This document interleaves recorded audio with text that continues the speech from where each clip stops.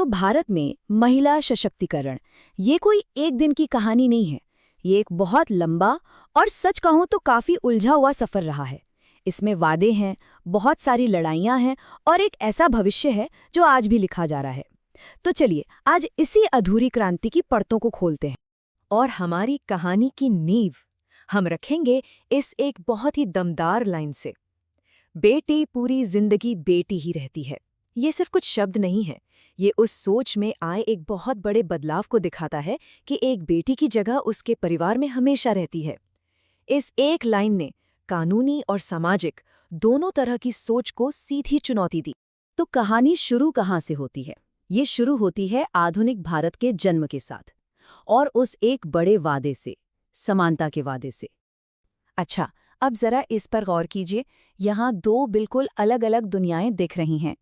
एक तरफ है पुरानी व्यवस्था, मतलब महिलाओं के पास संपत्ति के अधिकार बहुत ही सीमित थे, जिसे स्त्री धन कहते थे, और वो पूरी तरह से परिवार के पुरुष सदस्यों पर निर्भर थीं। और दूसरी तरफ एक नया वादा, भारत का संविधान, जो कहता है कि सब बराबर हैं। आर्टिकल 14 और 15 साफ साफ कहते हैं कि लिंग के आधार पर कोई भेदभाव नहीं होगा।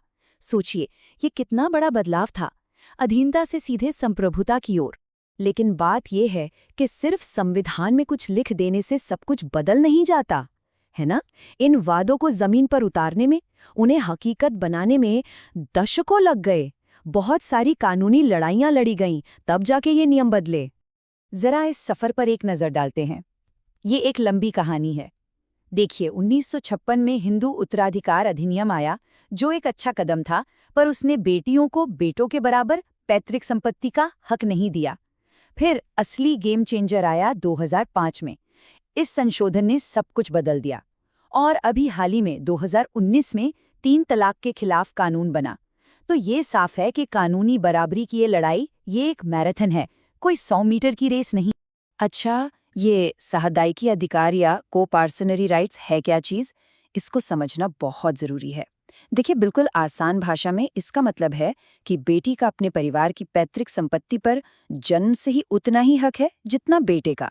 कोई कम नहीं, कोई ज्यादा नहीं, बिल्कुल बराबर। और 2005 का जो कानून था, वो इसी एक अधिकार को पक्का करने के लिए था। और देखिए कैसे अदालतें आगे आईं। शायरा बानो केस इसका एक बहुत बड़ा उदाहरण है। सुप्रीम कोर्ट ने 2017 में साफ कह दिया कि एक साथ 3 तलाक देना असंवैधानिक है। क्यों? क्योंकि ये समानता के अधिकार के खिलाफ है। और बस इसी एक फैसले ने 2019 में बने उस कानून की नींव रखी जिसने इस पूरी प्रथा को एक अपराध बना दिया। लेकिन ये कहानी सिर्फ कोर्ट और संसद की नहीं है। असली ताकत तो लोगों से आती है ना? तो अब बात करते हैं उन आंदोलनों की जो जमीन से उठे, जिन्हें खुद महिलाओं ने खड़ा किया अपने हक के लिए। चिपको आंदोलन याद है? वो तस्वीरें जहां महिलाएं पेड़ों से चिपक गई थीं। वो सिर्फ पेड़ों को नहीं बचा रही थीं, वो अपने जीवन को बचा रही थीं। वो जानती थीं कि अगर जंगल खत्म हुए तो उनका पानी, उनका ईंधन सब खत्म हो जाएगा। ये पर्यावरण को अपने जीवन से जोड़ने की एक बेमिसाल कहानी है। फिर चलिए आंध्र प्रदेश। वहाँ एक साक्षरता कार्यक्रम से एक ऐसा आंदोलन शुरू हुआ जिसकी किसी ने कल्पना भी नहीं की थी। एंटी अरैक आंदोलन। महिलाएं पढ़ लिख रही थीं और उन्होंने शराब के खिलाफ आवाज उठाई, क्योंकि वो देख रही थी कि कैसे ये उनके घरों को बर्बाद कर रही है, हिंसा और गरीबी ला रही है। ये दिखाता है कि जब महिलाएं एक साथ खड़ी होती हैं तो क्या कुछ हो सकता है।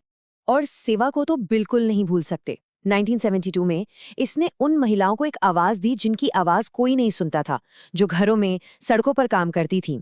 सेवा ने इन अनौपचारिक महिला कामगारों को संगठित किया ताकि वो भी बेहतर मजदूरी और सम्मान के लिए लड़ सके। ये आर्थिक आज़ादी की दिशा में एक बहुत बड़ा कदम। तो इन सारे आंदोलनों का, इन सारी लड़ाइयों का नतीजा क्या निकला? सबसे बड़ा नतीजा ये था कि लाखों महिलाएं अब वहां पहुंच गईं जहां फैसले लिए जाते हैं, यानी राजनीति में। जरा इस नंबर को देखिए, 40% से भी ज्यादा। भारत की पंचायतों में, यानी गांवों की सरकार में 40% से ज्यादा चुनी हुई प्रतिनिधि महिलाएं हैं। ये कोई छोटा मोटा आंकड़ा नहीं है। पूरी दुनिया में ये जमीनी स्तर पर महिलाओं की राजनीतिक भागीदारी का एक सबसे बड़ा उदाहरण है। और इससे सिर्फ प्रतिशत में मत देखिए, इसका मतलब है 15 लाख से भी ज्यादा महिलाएं। 15 लाख महिलाएं जो अपने गांव, अपने शहर के लिए फैसले ले रही हैं। ये एक खामोश क्रांति है जो भारत के कोने-कोने में हो रही है। तो सवाल ये है कि ये हुआ कैसे? इसके पीछे है 1992 में हुए दो बहुत बड़े संवैधानिक संशोधन, 73वां और 74वां। इन्हीं संशोधनों ने यह तय किया कि गांवों की पंचायतों और शहरों की नगर पालिकाओं में कम से कम 1/3 सीटें महिलाओं के लिए आरक्षित होंगी। और बस इसी एक कदम ने लाखों महिलाओं के लिए राजनीति के दरवाजे हमेशा के लिए खोल दिए। और इसका असर सिर्फ गिनती बढ़ाने तक नहीं है, असली बदलाव तो जमीन पर दिखता है। जिन इलाकों में महिलाएं नेता हैं, वहां पानी, स्वास्थ्य, शिक्षा जैसे मुद्दों पर ज्यादा ध्यान दिया जाता है। इसका सबसे अच्छा उदाहरण है केरल का कुदुम्बश्री कार्यक्रम। वहां महिला नेताओं ने इस कार्यक्रम को इतना मजबूत किया कि आज ये लाखों महिलाओं को आर्थिक रूप से आत्मनिर्भर बना रहा है। लेकिन इतनी सारी कामयाबियों के बाद भी ये मानना पड़ेगा कि मंजिल अभी दूर है। ये सफर अभी पूरा नहीं हुआ है। और सबसे बड़ी बात, सशक्तिकरण का मतलब हर महिला के लिए एक जैसा नहीं होता।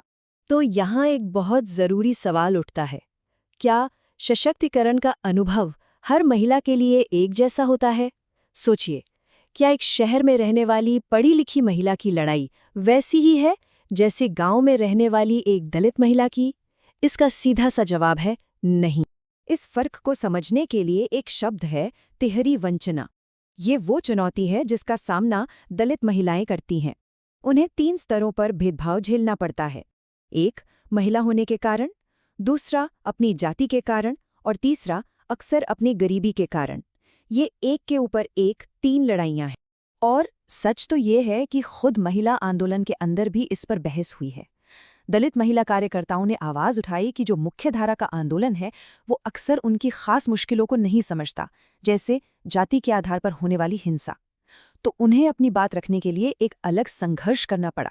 और ये जो तस्वीर है ना, ये पूरी कहानी को एक साथ दिखा देती है।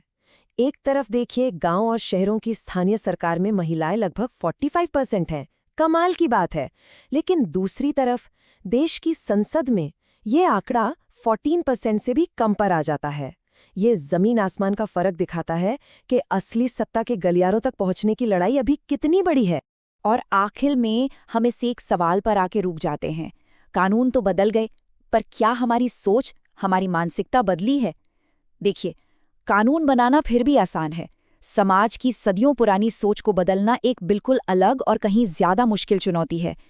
और भारत की बेटियों की ये जो अधूरी क्रांति है ना, वो असल में इसी सोच को बदलने की लड़ाई है।